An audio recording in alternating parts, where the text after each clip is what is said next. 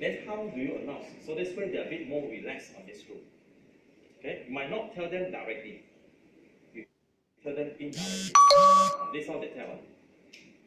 2,000 employees out of 10,000 will be retrenched.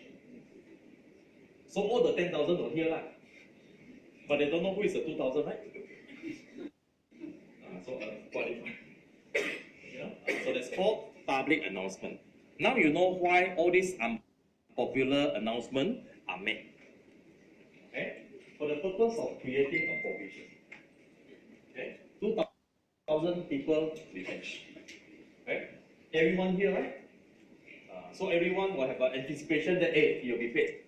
Now I can create a liability. But they don't know who is the person. Okay? So I said how Panasonic did this retrenchment in Singapore. The news cover this retrenchment using a helicopter. Those days, wow, they really go all out to show what is happening. Right? So they have a helicopter. I saw in the news. Fly above the Panasonic. Very huge firm, very huge in Singapore. Fly above there, then they see all these people marching in, all the operators, right, march in, right, to a big hall, very big hall. Right? So it was like a briefing. They announce all this. So in the briefing, they tell them this. After you leave, you cannot mention anything about company, how we operate.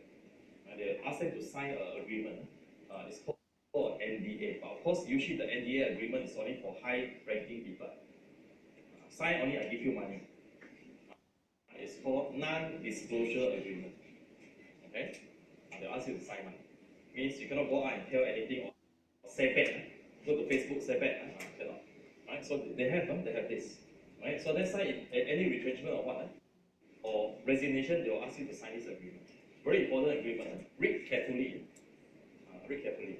So it might include, you cannot go to Facebook and say you stole the company in Facebook. They put in the post, you sign, they can sue you, ask you to return back the money. So be very careful when you sign this agreement, NDA. Right? So usually now they will include a lot of social media announcement. You announce means you breach the contract already. They can ask you to claim back the money they pay you, plus they can sue you for compensation. Right? So be very careful when you sign this agreement. Right? Best to get a lawyer friend. So you should make one friend, lawyer friend. Review the agreement. Helps a lot. Right? Few friends you must make. One is lawyer, another one is doctor. Yeah, few chest pain and doctor will advise you. So these are friends you should make. They will help you. Then one more, banker. Someone in the bank. They will advise you on how to manage your loan, etc. Okay, so this public announcement means the person know already, right? So if I don't make public announcement, is there any other way that will indicate I inform them? It could be negotiation with trade unions. Okay, trade unions represent the employees. Okay, as you start talking to them, means you already announced to them. Okay. Now, besides these two, what other things will also indicate that you already informed them? Another one is you already start retrenching people. Then you don't need to qualify. Already start implementing. Straight away qualify. Right? Already start without all this. Can also possible. Right? But usually these are the ways of us communicating to the employees. Then this announcement doesn't stop there. There's one word you need to mention if they ever ask you to explain. It must raise a valid expectation on those affected. What does that mean? Valid expectation. Okay. It means what?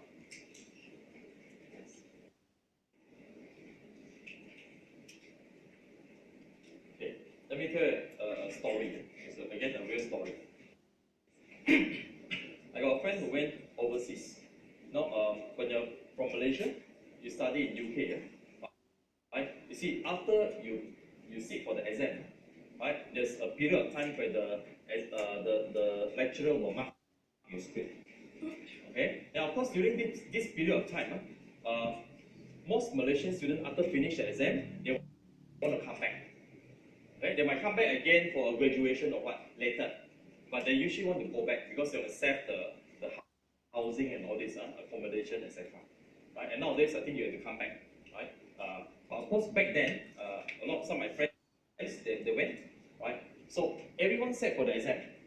Right, the local UK people and Malaysian and other Asian, they always treat outsider better one than their local. See, local will wait for the result to come out, but the professor will mark the foreigner one first. Okay, after they mark, okay, then they will call the foreigner for a meeting.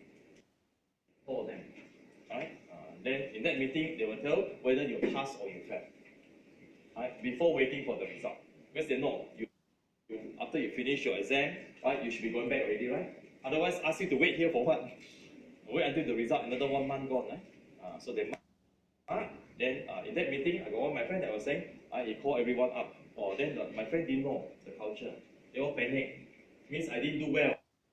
That's why I've been called. Then I said, okay, you have to receipt. Oh, that even worse, right? Oh, all panic, they're all pumping, 5 of them. Stand there in front of the officer's room. Wait, and very long, I say, then after that, open the door, come in. Congratulations. Different, right? Different. Okay. You see the word congratulations? It's very raise, very expectation, right? Cannot be said congratulations. You have to receive. You know the way, so it means to say it's something that they already expect. Okay, they'll be retrenched and they'll be receiving the money. Okay, good. Do you know that in Singapore, retrenchment is governed by a law? This is a bit different because I know some of you might be working in Singapore. Retrenchment doesn't follow how many years you work. I work 10 years, you think 10 months? No. It's up to the boss. Okay, up to the boss. There's no rule in Employment Act or whatsoever. They say it must be by year, 1 month. So there was a case in Singapore that they actually only pay 1 month. Went to court, lost the case. They might be working 10 years. Right? They only pay 1 month's salary, retrenchment. They went to court, will never win one because it's not stated in the contract. Okay? So you're working usually in a different country, they might not give you the same rules as the local. Okay? Might not be 3 months or 10 months. It might be just 1 month or worse, no payment. Okay? No payment will be happening also. Okay, so come back to this. What constitutes a restructuring cost? Retrenchment. Okay, and another one is onerous contract. Okay, onerous contract, you just need to know how to define that. What is onerous contract? Another word for onerous contract is loss-making contract.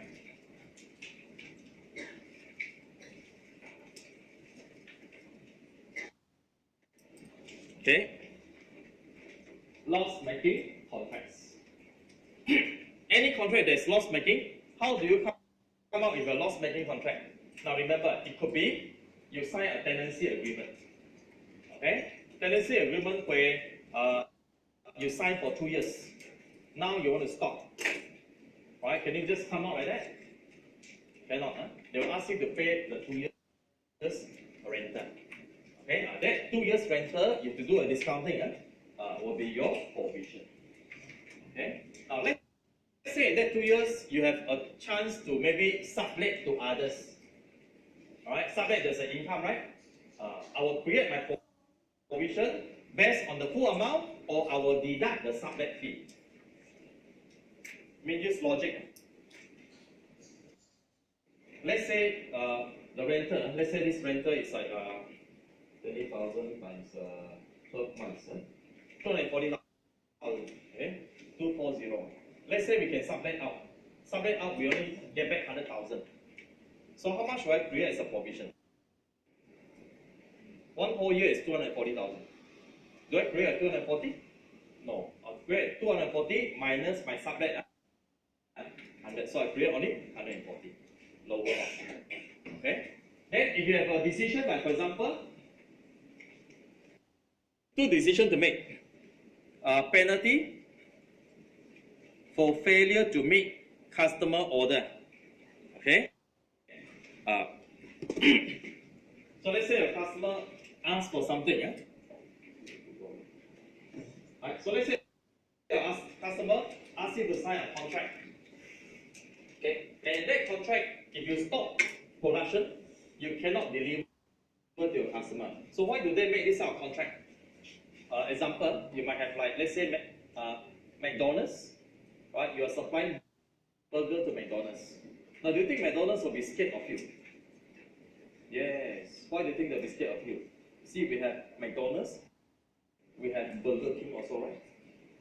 They are scared in any incident where maybe Burger King go to their supplier and tell the supplier, I pay you double for the burger you supply to McDonald's. I pay you double, but you supply whatever you have to me. So these are tricks that some competitor might make.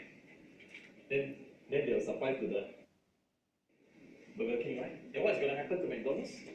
You go there, I order burger. Okay, can, right? Burger without the bun. You get what I mean? Can they sell? They can't sell. Okay? So it will disrupt their business. And they're scared these things will happen. So that's why they will ask the supplier to sign a contract. If you stop supplying, supply enough, you need to pay a compensation that's super high. We call this onerous contract. Okay? And there's no way to avoid to ensure that you continuously supply to me. That no one can actually undercut. You cannot tell me that no supply, then you have to pay me the amount. Okay? So you get a situation like this, pay a penalty, 2 million. Okay, penalty is 2 million. Or you pass to a competitor, right? And the competitor will supply on your behalf. But for that competitor part, you will lose 1 million. Right? So you want pay penalty 2 million. Okay? Subcontract out to competitor 1 million losses. So you got a choice of these two, 2 million or 1 million that you suffer. Right? So how much is my provision? 2 or 1? What do you think? Okay. So here, whenever there's a choice, always remember accountants are rational person. 2 million and 1 million, which one will you lose? 1 million, right? Okay, so what is that 1 million? Subcontract out to your competitor. Then you lose 1 million only. Rather than you go and pay penalty 2 million. Right? But you tell the businessman, between these two choices, which one do you think you'll pick? Wow, go to competitor. They will take it very personal. So they'll pick 2 million. So if you know that they will pick 2 million, how will you recognize? Will you still recognize 1 million or 2 million? 2 million. You understand the concept? But if they don't decide, you decide, okay, then you recognize a lower off. Okay, that's called onerous contract. Now, things that you also need to know, what are not restructuring costs? Okay, example, retraining and relocation of staff. Why is this not restructuring costs? When they retrain, right, let's say we are turning into a hotel. So they retrain us to become cook, chef in the hotel. I can't cook. Okay, I can't cook. So the customer come in, I'll say, Maggi mee. It says Maggi mee, it's still Maggi mee. We only have one menu. That's bad, right? Or fried egg, Okay, still alright. So that retraining, okay, doesn't relate to the operation that we're closing down. It relates to your existing operation. You see, that's the reason why you don't create a provision. Relate to existing operation.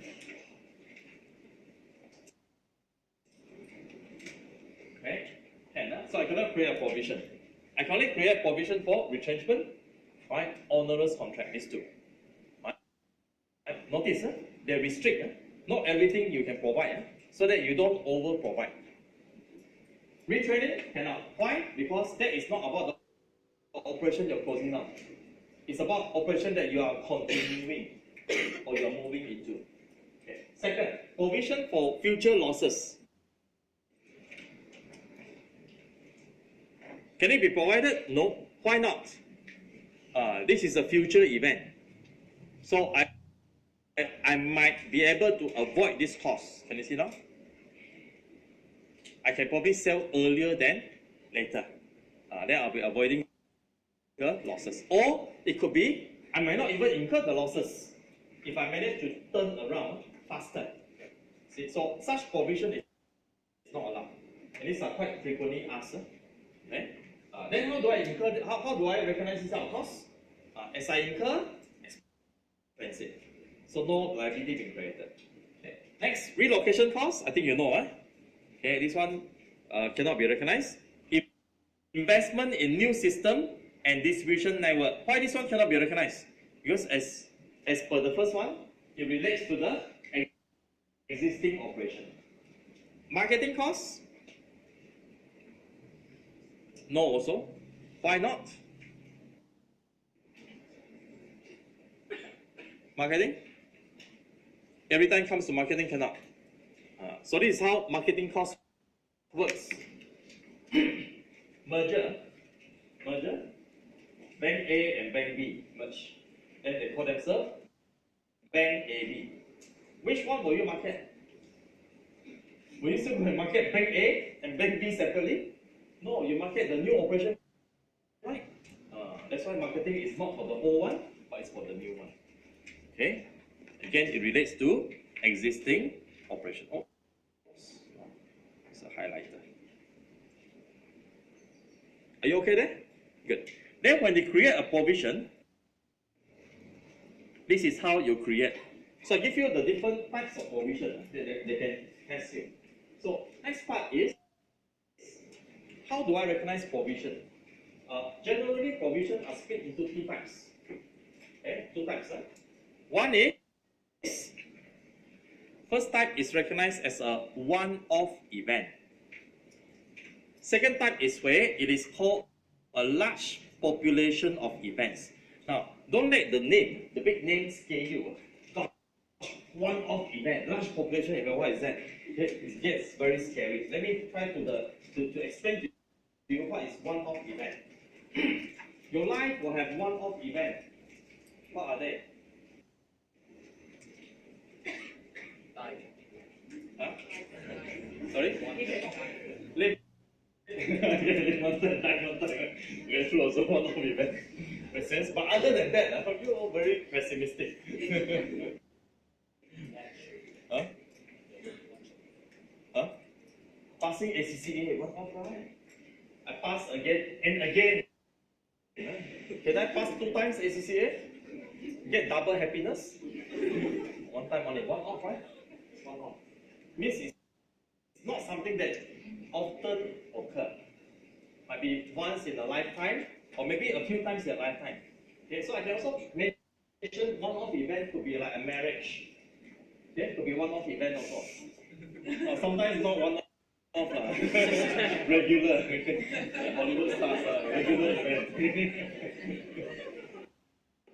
Generally one-off. So you understand what is one-off? Means a provision that don't happen very frequent. Very little chance of it happening regularly. Like for example, restructuring. Oops, but I can say it. Not every time you see, right? Unless the company is always not doing well. Okay?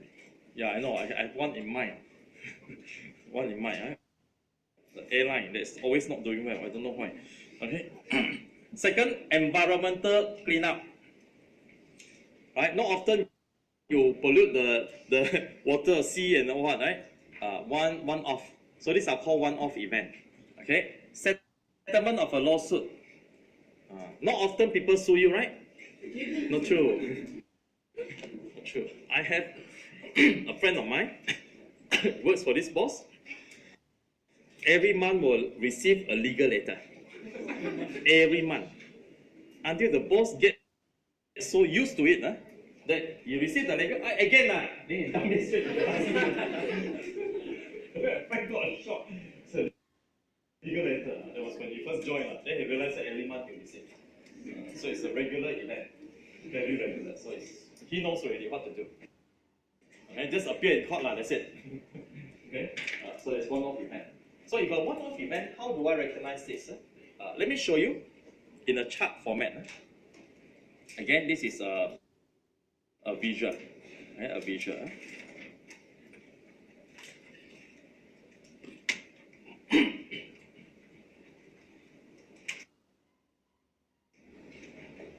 Okay, provision for one-off events. Right? We have what? Provision for restructuring. What else? Environmental damage, settlement, lawsuit. Okay. So here I assign the probabilities of this event happening. Okay. So here I only have 3 events. Right? And of course, only one of these events will happen. It can't be immediately 2 of the events will happen. So one of them will be most likely outcome. Right? They pay 5 million. So you measure that there's a 60% chance you to pay 5 million. Second, worst case scenario. Alright, you have to pay more, 10 million. But there's a 30% chance there. Then the last one will be a 10% chance of a best case scenario, you only pay 2 million. But all event, there's no way to avoid. You have to pay something. Okay? So how do I provide for a one-off event? Do I calculate a weighted average? Or I only take one of this, either 5, 10, or 2. So you must understand what event is this. One-off, right? One-off means say not regularly happening. Right? It's only like once in a lifetime. Right? To us, what is the